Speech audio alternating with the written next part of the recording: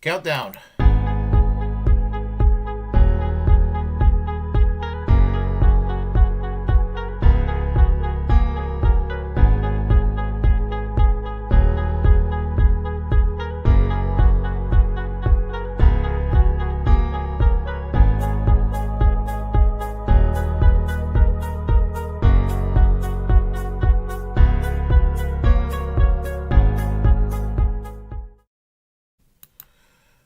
You know where I stand when it comes to the Democratic Party.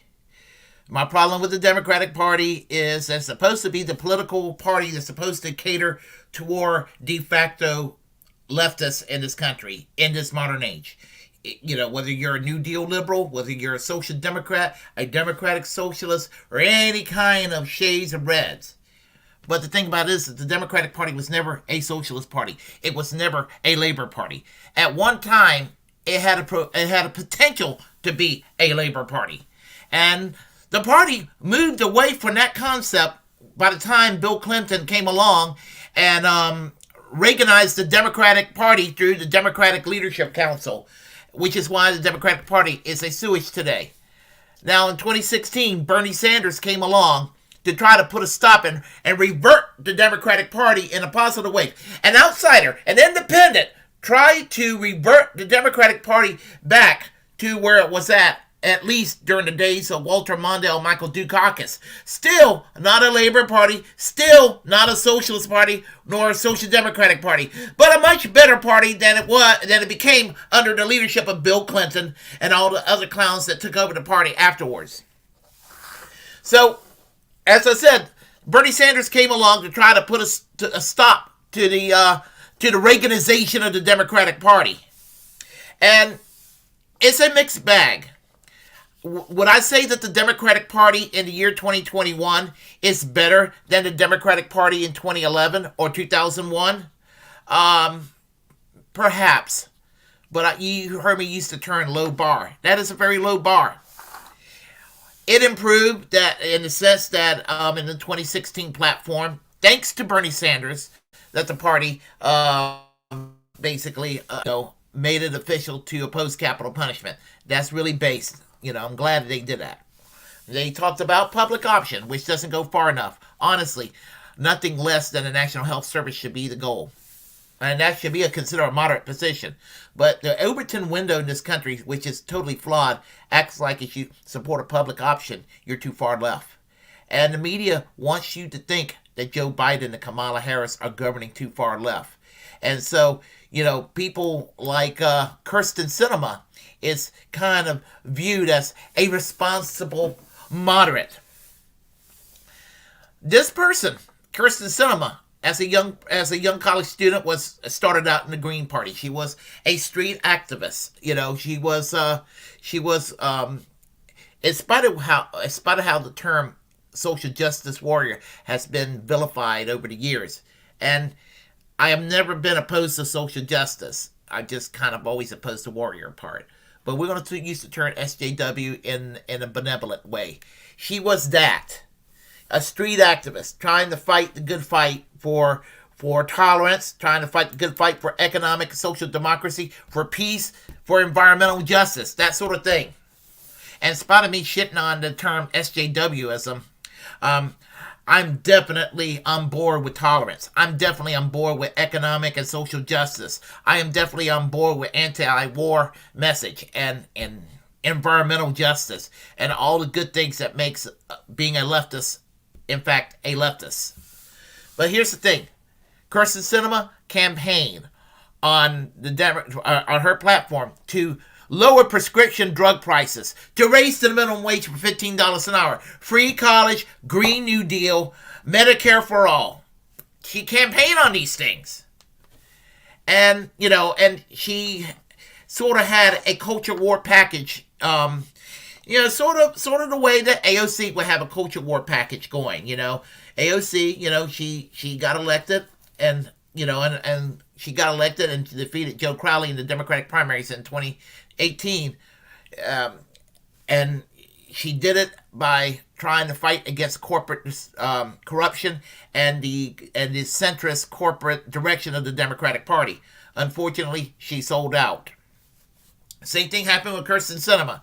Now, Kyrsten Sinema was never as far left, obviously, as AOC, but she was certainly better than your typical Joe Lieberman Democrat, or Abigail Spanberg, or wherever the fuck her name is, or in Virginia, or Debbie Wasserman Schultz. She was supposed to be better than that. So she campaigned on these things and got elected in 2018. And when a push came to shove, as she was voting no on raising the minimum wage to $15 an hour, she gave Mitch McConnell, one of the worst people in the U.S. Senate, an affectionate pat on the back, and did this little curtsy dance and did a thumbs down on raising the minimum wage to $15 an hour. Fuck you, Kyrsten Sinema. Fuck you for that. She basically voted with the restaurant associations and hotel lobbies in Arizona against a bill that was going to make it easier for unions to organize. Again, fuck you, Kyrsten Sinema. I believe that the For the People Act is supposed to make voting easier. My understanding is she said she was going to be for it, but she wasn't going to go and vote to remove the filibuster to do that. And I'm mixed on removing the filibuster because, remove the filibuster. I wish that the Democrats could do what they're supposed to do and govern aggressively in a bold, progressive agenda and do Build Back Better the way Bernie Sanders had it originally designed. But they're not going to do that because the Democrats are cucks. They're cowards. And, of course, part of the Build Back Better was supposed to lower the Medicare eligibility down to 60, and it was supposed to have the U.S. government negotiate for lower drug prices. Kyrsten Sinema is in bed with Big Pharma. And so, whenever somebody can't get their prescription drugs because it's too fucking expensive, and that's going to be, and they die from medical inflation, pharmaceutical inflation of prescription drugs. Kyrsten Sinema has blood on her hands. For that, Kyrsten Sinema, fuck you. And so, while I do not really have a lot of faith in the Democratic Party, because the Democratic Party is inadequate, and I see nothing less than what we need in this country, which is a Labor Party. A Labor Party is what we need. We don't need Republican light, which is what the Democratic Party is. I have more respect for Republicans that, on principle, vote against Medicare for all and vote, for lowering prescription drug prices and all the horrible things that they are for, because at least I know they're upfront about it. But someone like Kyrsten Sinema comes along and she goes and vote basically against the American people and for corporate lobbyists. Fuck you, Kyrsten Sinema.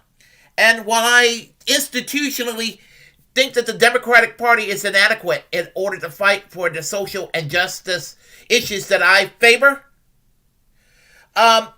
good for the Arizona Democratic Party for basically censuring Marjorie Taylor Greene. It's awesome. Those people that follow her into the restroom at Arizona State University and disrupted the shit she was taking. As I said before, I hope it was actually the most unpleasant shit she's ever had in the toilet. I hope that she was having an anxiety attack from the base students that were actually following her into the restroom.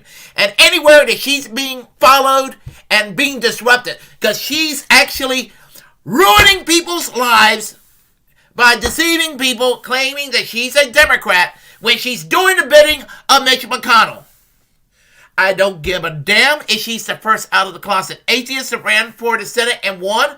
I don't give a damn if she's the first out of the closet bisexual. Those are secondary issues. Identity politics. I don't go with identity politics.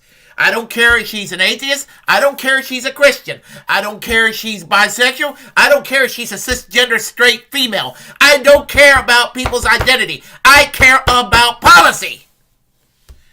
And policy is what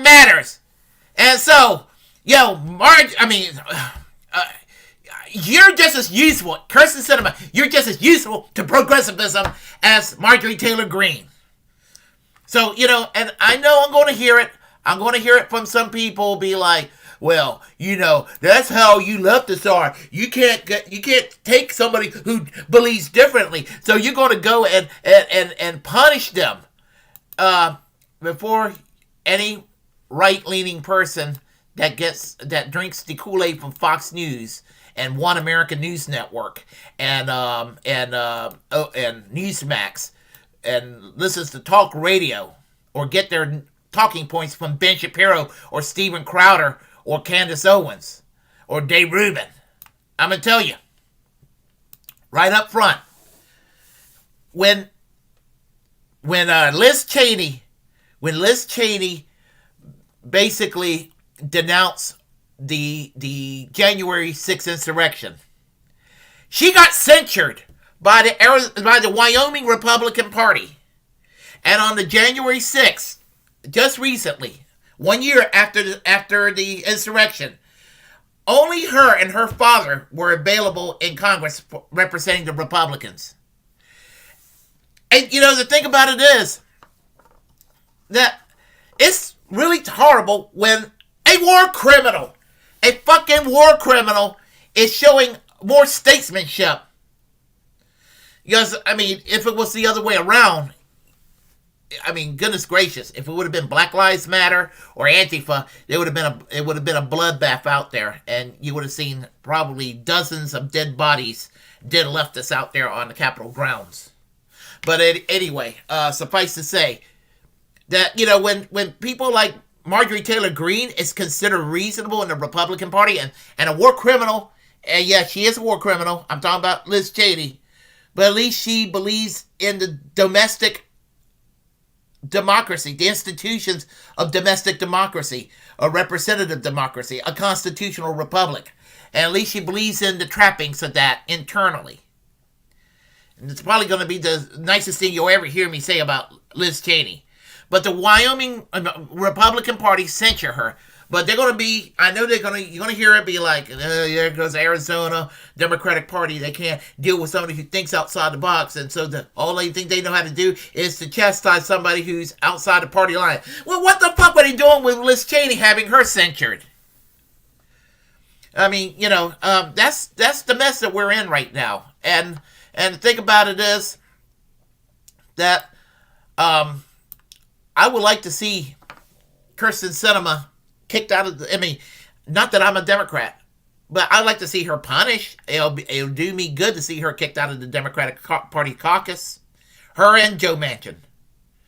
And it's like Farron Cousins said from Ring of Fire. It wouldn't matter if they became Republican, because Mitch McConnell's really still being the Senate Majority Leader, even though he is Senate Minority Leader by default. So anyway, that's basically my take on things right now. Congratulations to the Democratic Party in Arizona. If y'all have any kind of integrity, you would split off from the National Party and you would hitch up with some independent progressives to form a new, basically the embryo or nucleus of a new Americanized Labor Party, for which we are in great need of. So anyway, feel free to subscribe to this channel. Feel free to hit that notification bell. As a First Amendment absolutist, not only do I want you to go and share the material on my channel, this video and others, but create your own platform, because we are in fact the muckrakers of our time. And until next time, keep that red flag flying, keep the class struggle going, and of course, free Julian Assange. Take care.